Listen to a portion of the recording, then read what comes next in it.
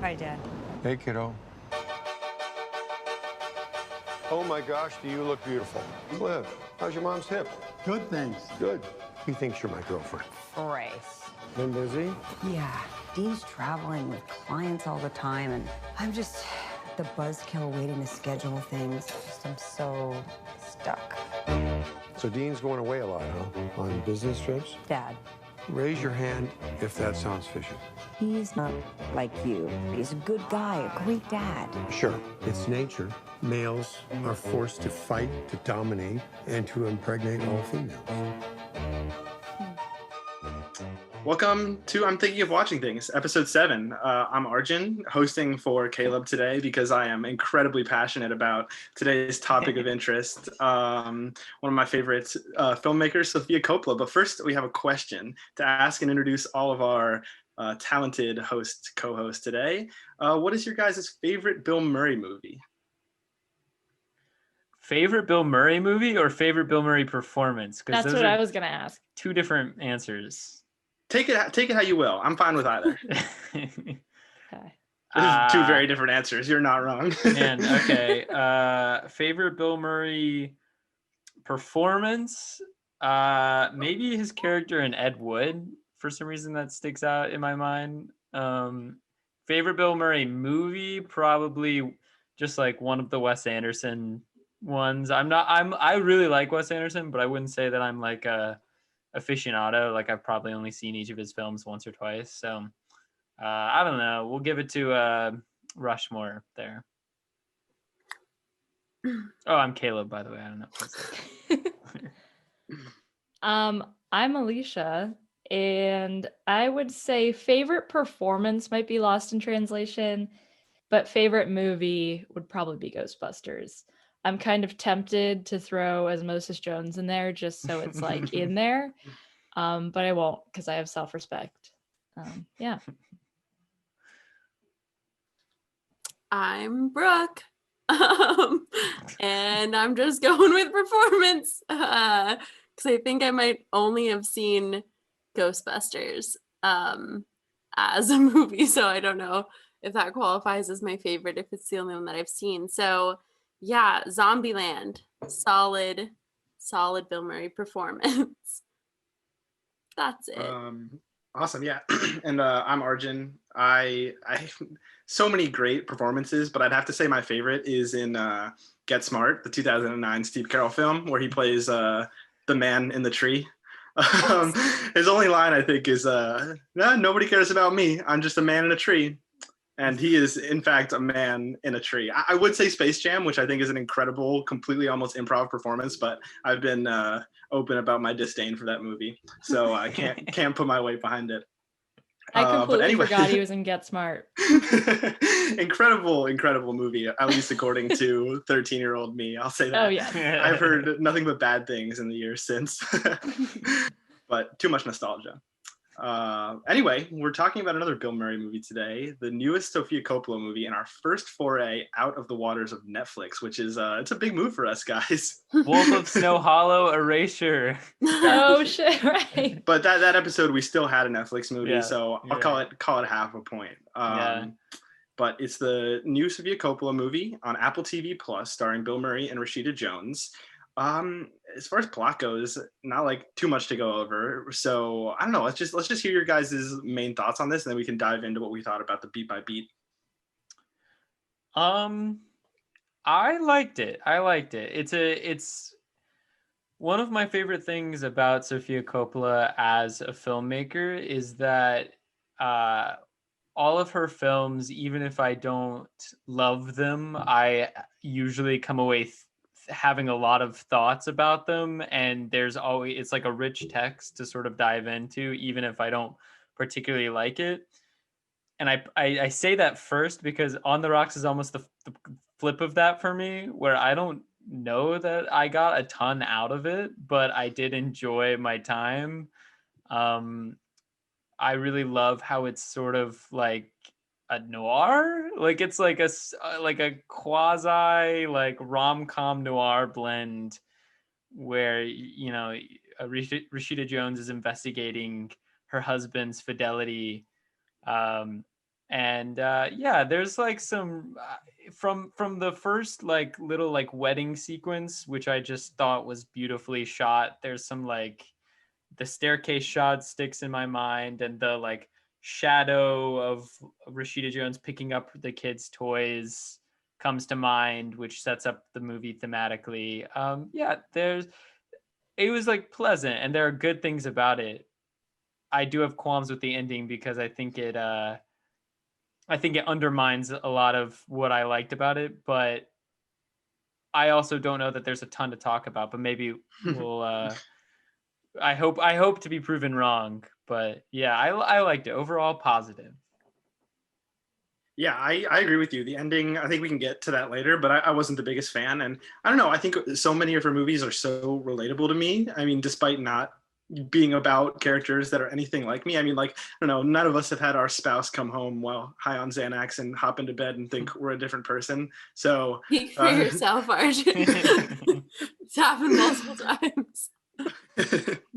But she's a filmmaker, I think, at least personally, who's able to make these very specific experiences seem very universal, and that's always something I've loved about her.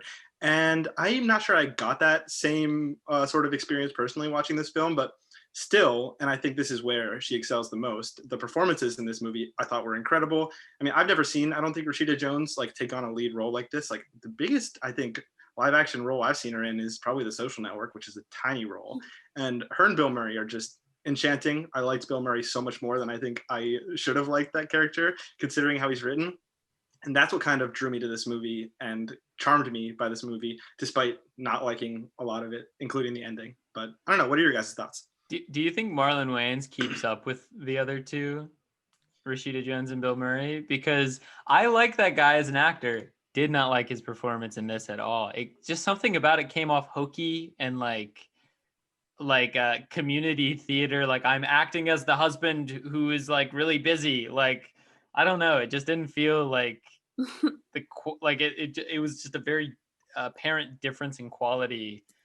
It felt a little flat to me, but I couldn't tell if it was supposed to be like that. I think in my mind, I'm kind of like, my dream for this movie is, yeah, for it to end slightly differently in a way that makes his performance make more sense. I don't know how to, I can go into more detail later, I guess, but yeah. I feel that. Are we spoiling things right now? I guess we have had a weird like relationship with spoilers where sometimes we just jump right in and other times I think I'm fine spoiling it. Like fast forward ahead in this episode if you want to listen to our Sofia Coppola Oscars, if you're here for the meat. But like I think we could spoil it. Like there's not that much to spoil, honestly, besides that ending. And I say at this point, like we've tiptoed around it. Like that is, I think, the most sort of pivotal and controversial based off of the slight, reviews that we've gotten of this film so far. Just like dive in. Like what specifically didn't you guys like about that? Because I think I completely agree. Oh, wait, I want to say my general opinion. Oh, please. Oh, did we see? I'm sorry, no, Brooke, you don't get one. Oh, I said I was going to be quiet in this film, not this quiet. But, yeah, my general opinion actually was like more positive than you guys, I guess. I was kind of just like vibing along with it the whole time, kind of like what Caleb said. But honestly, I like super related because I have unfortunately never seen a character as accurate as my dad, like in real life. Is your dad Bill Murray? Oh, my dad actually, yes. That is my into the film industry. We're talking about film families. That is my actual dad. No, just the character. I mean, not like quite as weird and cringy as he is, but like, pretty much there. Similar age too. And I was like, oh my gosh, this is me. I am Rashida Jones. So I liked it in that sense because I don't know, he was like a good grandpa, and I was like, oh, is my dad gonna be is gonna be a good grandpa one day? But yeah, we can talk about the ending now. Well, I feel like I only kind of had a negative point because I was kind of building off of what Caleb said, but overall I did enjoy it. Like, it's weird. I enjoyed it, and I like what Brooke said about like vibing, because I feel like it's a bit of a hangout movie. like in a different sort of way, while also being, yes, kind of noir and kind of rom-com-y and like just like a quirky little comedy.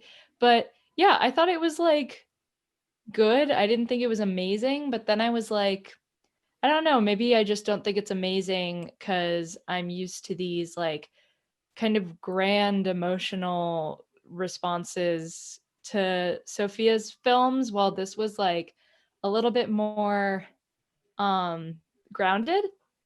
And while I thought that as a movie, like standalone, it was all right, with great performances, yeah. I think like in the context of Sophia's filmography, for some reason I find, well, I know why actually, I'll explain why later. I found it really refreshing and I'm like glad that it exists. I feel like it needs to exist. And when tracing kind of like the path of her growth as a filmmaker and as a person, not that I know her personally, but like how we see her, I guess, like it makes sense and is satisfying in a lot of ways and is kind of necessary.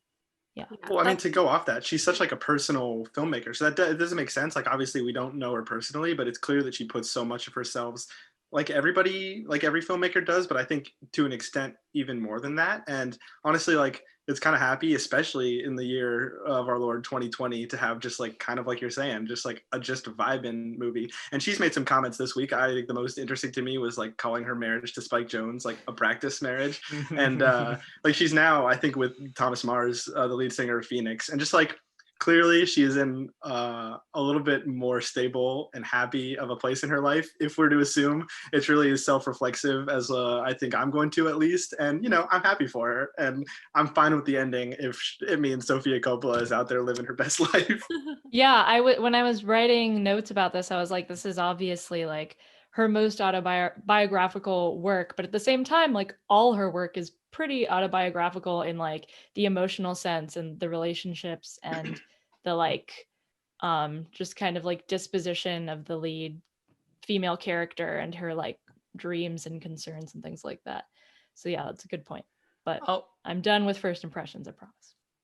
The ending for me really left me, it rubbed me the wrong way because I had bought into the film previously. And so I watched 4 Sofia Coppola films, including On the Rocks, kind of back to back to back every single night. And I'd seen the other 3. So I've now completed her filmography. And the thing for me is about her films is that they really excel in the space in between the lines. Like they excel when Bill Murray whispers into Scarlett Johansson's ear and we don't know what it is. They excel in like knowing glances in Marie Antoinette. Like they excel without when they don't tell you exactly what you should be thinking. That's the entire film of Somewhere. Like I think it has like 20 lines the entire film. Yeah, exactly. And that's one thing I find very special about her.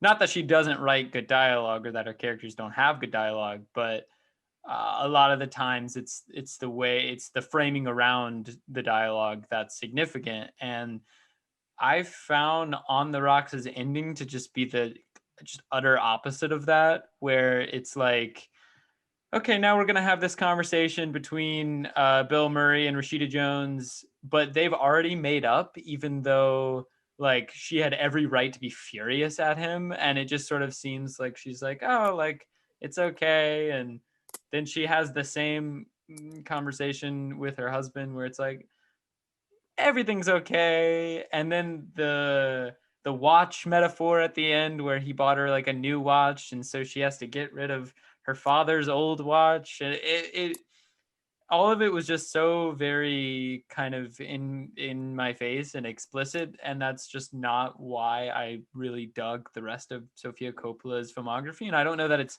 necessarily fair to hold those films up to this one and be like, why aren't you like this? But at the same time, I thought the rest of the film really excelled in those moments that I was talking about. Like it really excels when we see Bill Murray playing with his granddaughters and being a great grandfather, even though we know that he holds these like sexist views and yet he's playing with his daughters or his granddaughters and like treating them with so much love. Like those two ideas are like contradictory maybe and are interesting to look at. And that's where the film had me thinking, not in the moments where like when you first hear Bill Murray's voice, Rashida Jones is like, why am I even talking to you about this? You cheated on mom however many years ago and it affected our family in this way. And it's like, oh, okay, that's just how we're gonna give exposition, is, you know, like those are sort of my baseline thoughts on it. Like I think this film really does excel in those like family moments, and then it really does kind of falter in the just here's your theme on a plate moments. Well, Brooke, as someone who doesn't have that same kind of baggage, like coming into this not having the same kind of preoccupations with her work, what did you think of the ending? And like kind of like, I mean, you were the one that was so optimistic about I'm thinking of ending things is what comes to mind. And like, I think this is like very clearly an optimistic ending. Like, how did you take it? Yeah, that's interesting. I was gonna comment that after Alicia said how she came into it knowing basically all of Sofia Coppola's work, this was the very first one that I watched, and I finished watching it like 3 hours ago. So it's fresh in there. But yeah, I just like I said, I was kind of vibing along. I was very much putting my dad and my relationship with my dad within this movie sphere. So I actually wasn't mad at like their scene at the end where they like make up, even though they've already made up and it's weird. Because I can like kind of relate to that. Like, have you never like fought with the family member or something, and then like I don't know, I don't hold grudges very easily. Like not at all. So I'm back. But the who is the actor that plays her husband? Who is it? Marlon Wayans. Okay, yeah, Marlon Wayans. Yeah, his performance was just so weird, and like it literally some of the ways that he like actually like physically delivered his dialogue seemed like it would be like, oh no, like that's not the take that we choose for this. Like, was he on like a limited time schedule or something? Because yeah, like what you mentioned about like community theater, he was literally like, I'm just trying to be a man. And like he was also like an influencer business thing, which was like such a weird choice. I was like, is this the new like Wall Street man of like the next coming like 15 years of like bad dads and kind of shitty husbands? Is like they're gonna be trying Turn to like up dad. yeah, like they're gonna be trying to like build a, like it seemed like he was making some sort of social media something, I don't know. But honestly, I was like, is she, I don't know, she's a woman, right? So I just assumed that maybe she was like a feminist filmmaker.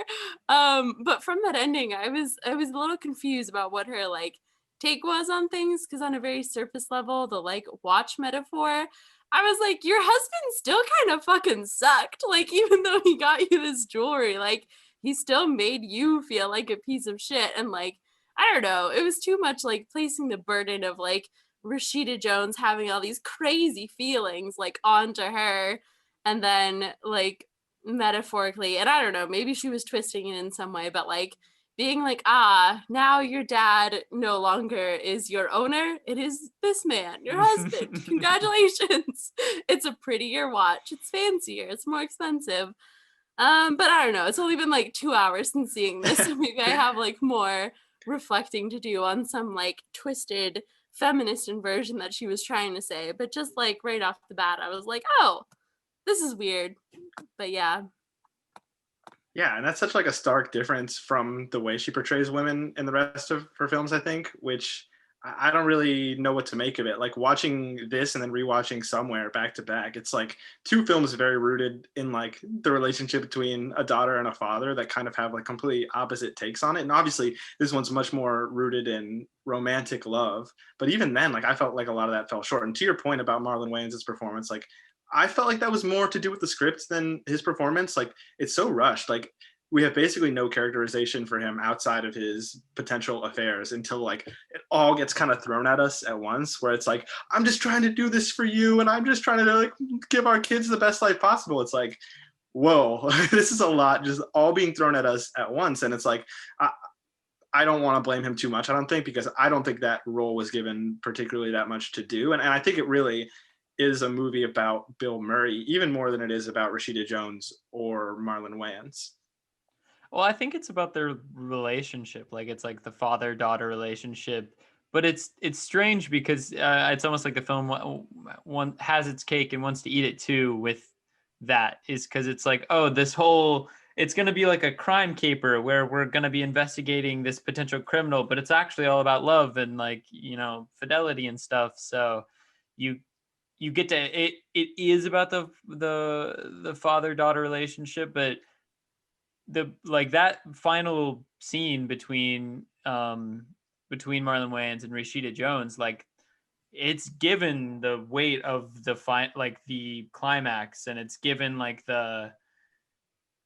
it's like the crux of it almost, and it feels like it shouldn't be. Like it feels like that resolution should have happened off screen, and in the end we should have had some understanding between Rashida Jones and Bill Murray as the like focus. And so it ended up feeling less, I don't know, the sewing together of the plots ended up feeling rather forced to me rather than something, I don't know, more natural.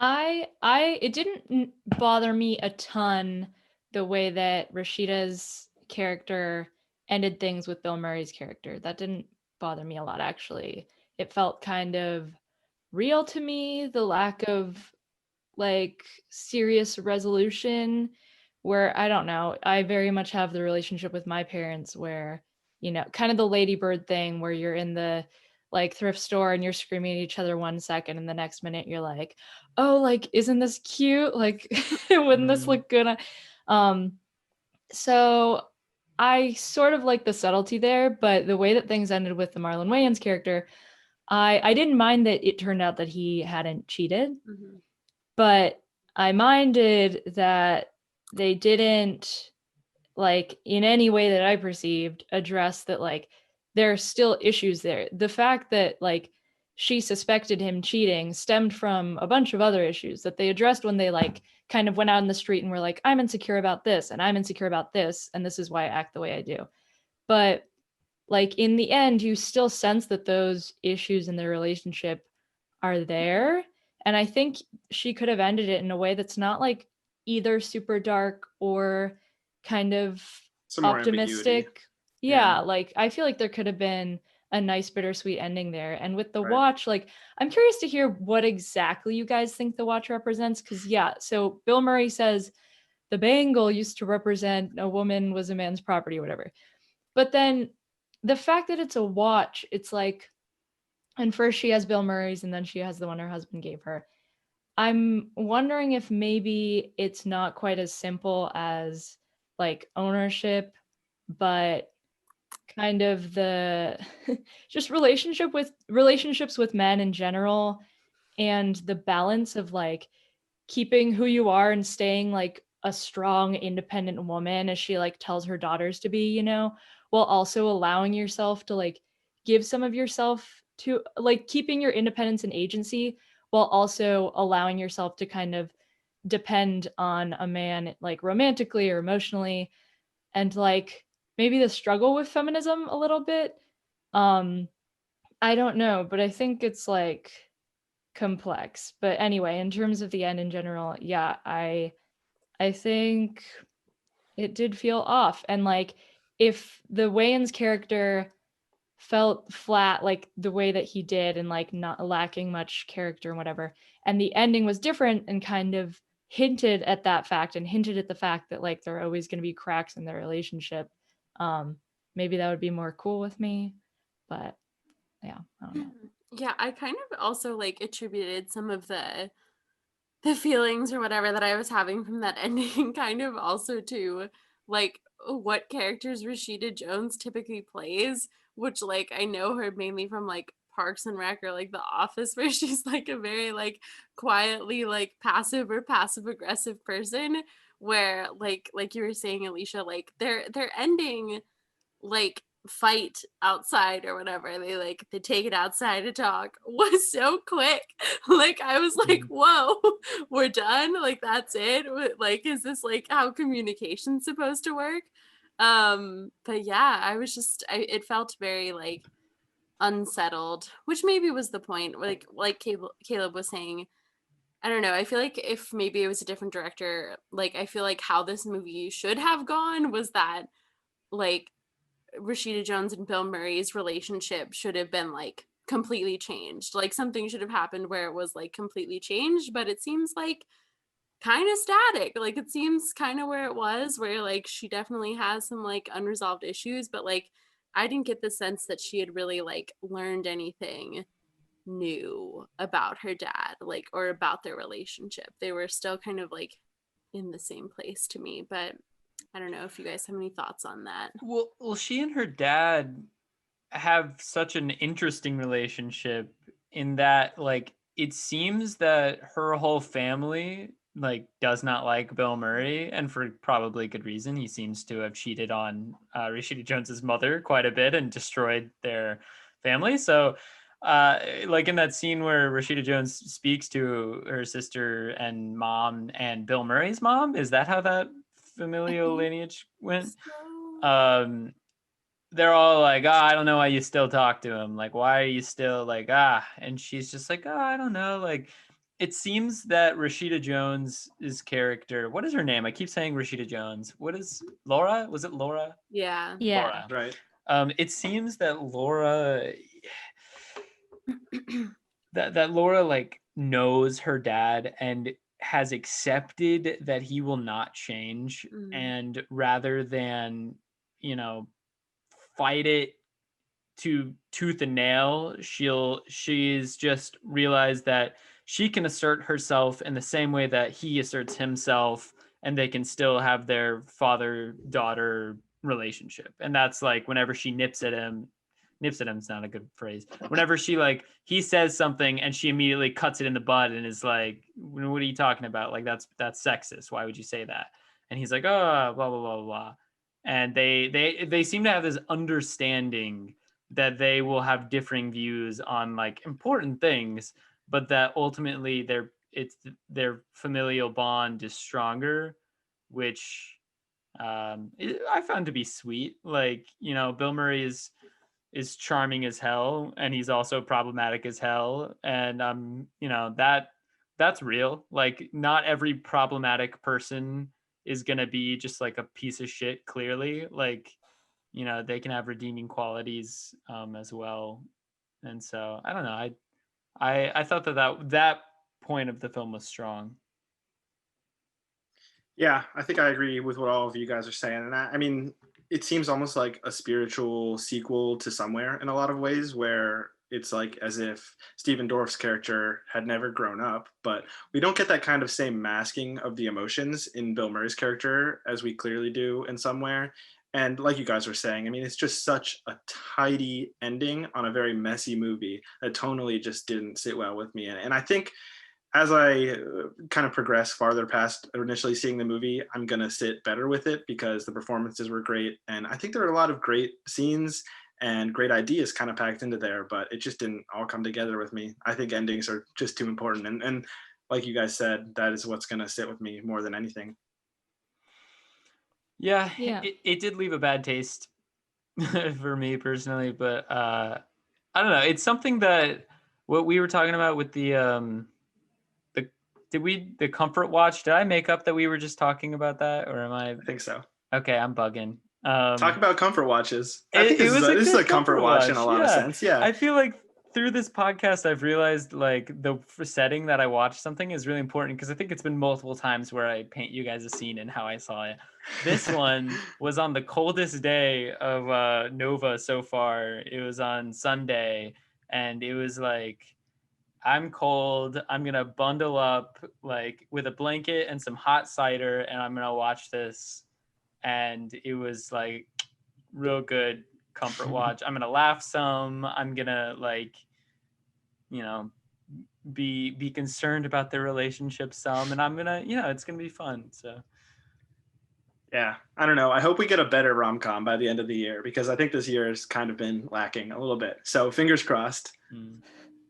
Is this a rom-com? Like, Well- I feel like it's like like where's the rom between her and her dad? It's like famcom. It's like Fam-com. yeah, there's no rom, but the Well, she's rom trying to is- fix her rom. She is trying to fix her rom. Yeah. Rom famcom. Yeah, I don't know. That's all I got. Anybody got any final thoughts, or should we go on to the Oscars? I Go ahead. I think yeah, there's so many things about this that like I want to dig into, but I feel like the movie, like the ending has discredited it a little bit so that I can't dig into certain things in the way that I want to. Like I do again, like yeah, I want to keep stressing that the chemistry between Rashida and Bill Murray is like great, and just the way that she, like the kind of look of disgust that keeps like coming over her face when he does certain things is hilarious, and also like relatable because he's being frustrating while also being like you can't help it but be charmed by him. And the scene when they're in Mexico, that I didn't actually mind the on the noseness of that conversation, because like there are certain things with your family I feel like that you don't address for a while and then you address very directly all of a sudden. It felt like that for me. But like when she says to him, you know, it's well, first of all, when she says like you fucked up our family, you did this really selfish thing, it hurt all of us, like why? I want you to know that it hurt. And he tells her like it was heartbreaking for everyone, kind of implying that he is part of everyone and it was also very heartbreaking for him.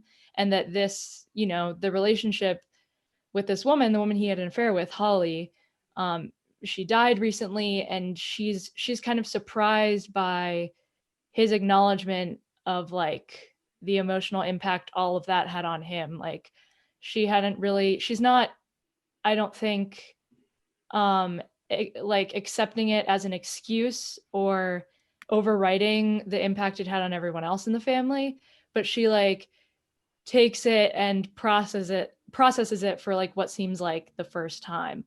And I thought that was kind of nice. And at the same time, like when she says it's exhausting for us, for women to like try and give like men all of the attention and the love that they want and think they deserve all the time, especially when kids come into the picture and stuff, or careers or whatever, was interesting. And I want to know like how that plays into her relationship with Dean, her husband, because like again, it goes back to the way his character is written and his performance, where you sense that like there are a lot of issues there. The fact that she like suspected he was cheating at all, and the fact that he kind of like kept noticing that she was suspecting that he was cheating, but not like addressing it.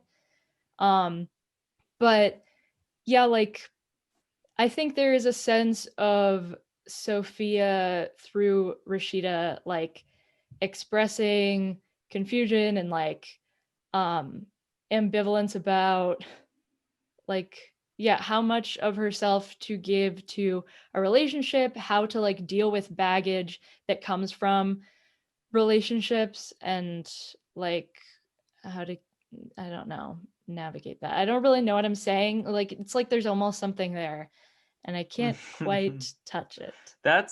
I feel like that's how I feel about like almost all of Sofia Coppola's work, where there's just really there's like an ineffable quality, and we'll get to that when we talk about the Bling Ring, because there's something just hypnotic about that movie to me, and I it put me in a trance, and I can't explain it. But my final thoughts on The Rocks. We haven't talked about Jenny Slate yet. She was hilarious. Yes. All of those little asides had me giggling. I thought that it's maybe her best in terms of like sense of image composition. Arjun might fight me on that maybe, but I thought that she had some amazing, Yeah, and particularly striking shots. I think the interiors, especially it was just like a really like woozy kind of cinematography to me that I found particularly like entrancing even. Yeah, and she makes a lot out of a little, I think, whereas like most of her other films, we get, Chateau Marmont or Versailles or the stunning Tokyo landscape, where she doesn't really have that. I mean, she's got New York, but most of it takes place in this kind of tiny Brooklyn apartment. Yeah, it's a good point. I see your point. I won't fight you on it.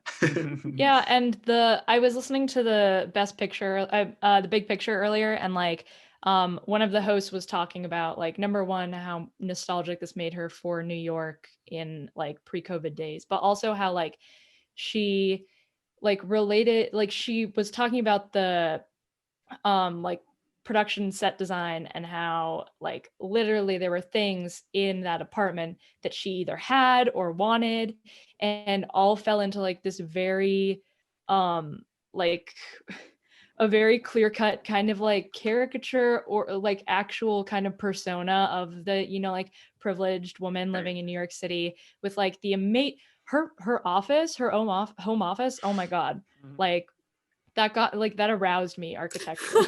But like the natural light.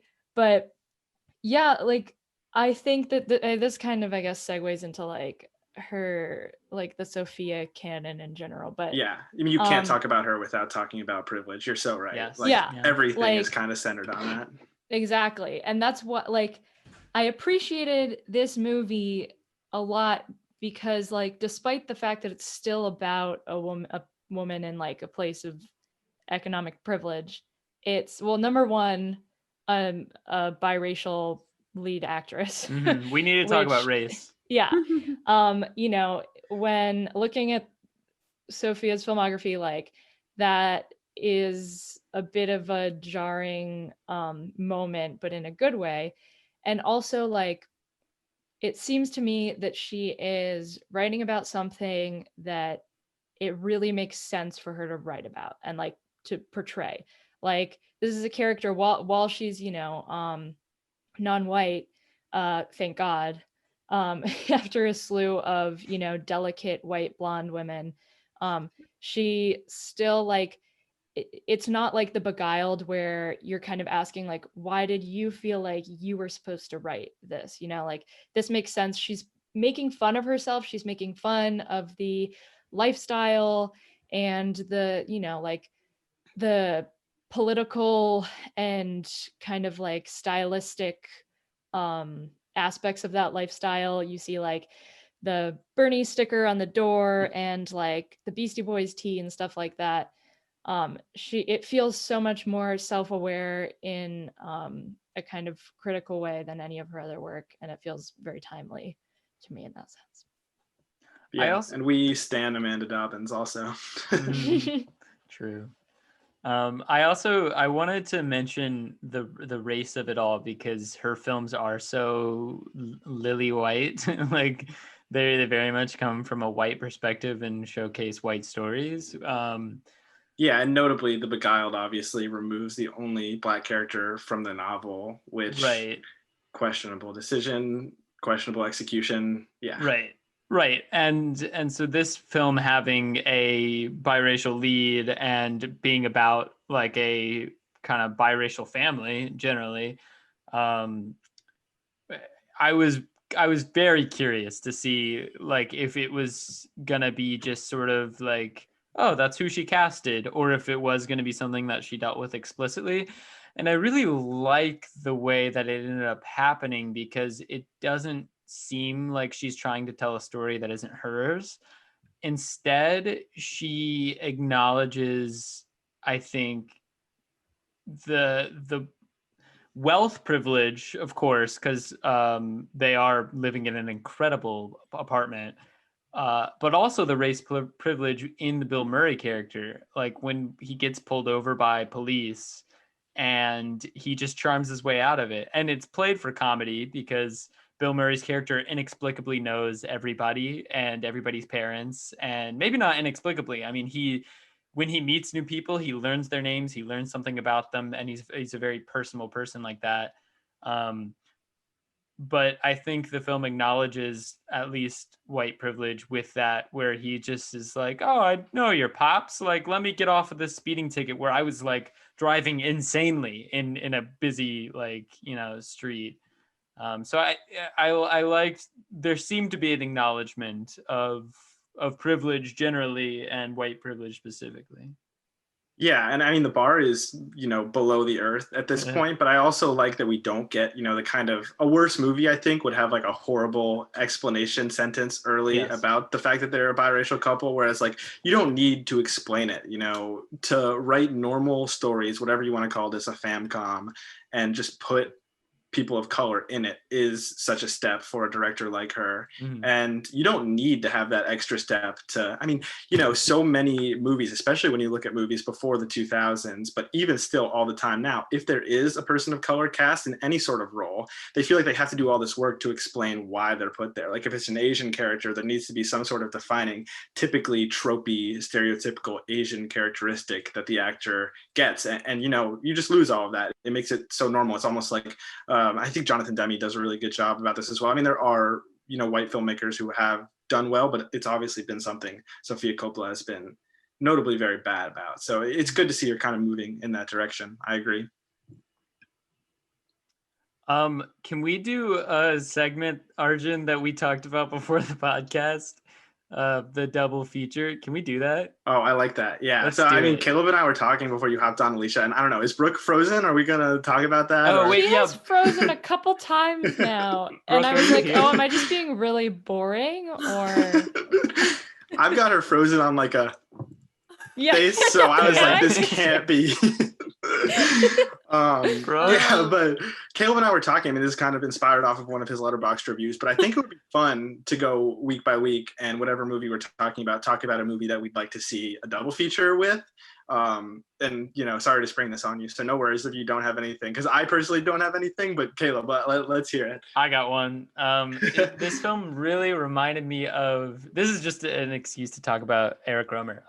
It really reminded me of the film The Aviator's Wife, which is a classic French dramedy comma from Eric Romer, who's just one of my absolute favorite filmmakers. Welcome back, Brooke. You're on Frozen. Am I back now? You're back. Like literally, it was totally normal on my end. Like I was just listening to you guys. oh no. But oh well. I had nothing to add except I really liked the line, to jump back real quick. I really liked the line when Bill Murray. Am I here? Am I there? You're frozen. Your voice is your here. voice is here, but your face is gone. I just liked the line that Bill Murray said about the cop being arrested, whatever.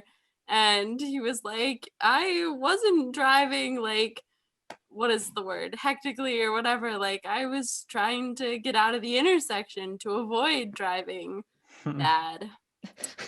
That'll just be the last thing I contribute to this. No. Carry on, guys.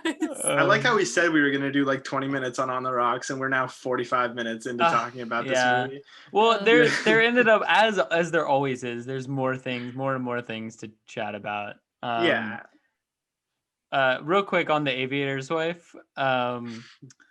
It's like about a French student whose like girlfriend cheats on him, and to find out why she did it, he follows the person that he thinks she cheated on him with, who has a wife, and so there's an aviator, that's his wife, and he like follows them around, and it's like a very similar vibe of like, is someone cheating, are they not cheating, let's investigate this by following someone.